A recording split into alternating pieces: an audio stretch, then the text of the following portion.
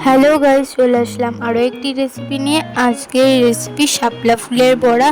তবে চলো বন্ধুরা দেখিয়ে দিই আমি কি করে বানালাম এই শাপলা ফুলের বড়া। তো এর জন্য আমি প্রথমে শাপলা গাছের ডাল থেকে এই ফুলগুলো আমি ছিঁড়ে নিয়েছি। নিয়ে এটা অনেকক্ষণ রাখা ছিল বলে একটু কালো কালো ছোপ পড়ে গেছে, তাই একটু জলে ভিজিয়ে রেখেছিলাম। এটাকে সাইডে রেখে দিলাম। তারপরে একটা বাটি নিয়ে নিলাম, নিয়ে এসে এর মধ্যে দিয়ে দিলাম বেসন,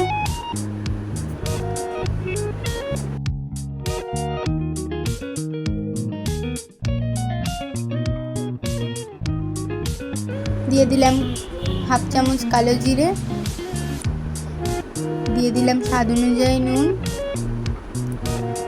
আর একটু রঙের জন্য হলুদ দিয়ে একটু ভালো করে এটাকে মিশিয়ে নেব।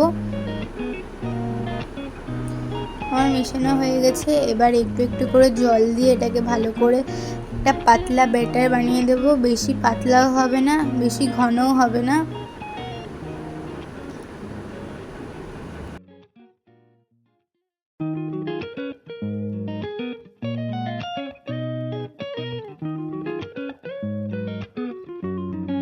ব্যাটার তৈরি করা হয়ে গেছে।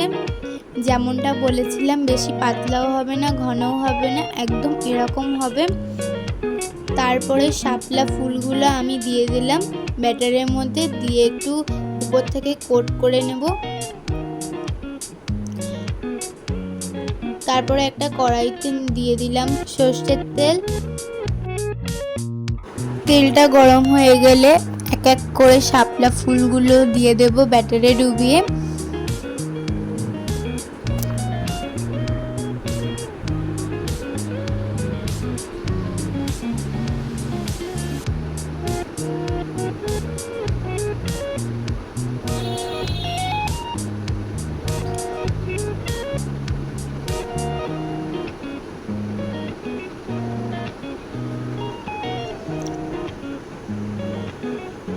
আমার দেওয়া হয়ে গেছে। এবার একটু এপিট ওপিট করে লাল লাল করে ভেজে নেব।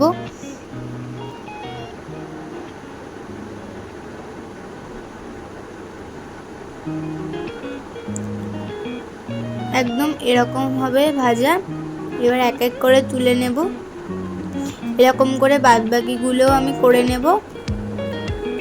তো বন্ধুরা, যদি ভিডিওটা ভালো লেগে থাকে তাহলে অবশ্যই কমেন্ট করে জানাবেন। যদি ইউটিউব থেকে দেখেন তাহলে অবশ্যই চ্যানেলটিকে সাবস্ক্রাইব করে দেবেন। আর ফেসবুক পেজ থেকে দেখলে অবশ্যই পেজটি ফলো করে দেবেন। আর লাইক শেয়ার করতে ভুলবেন না।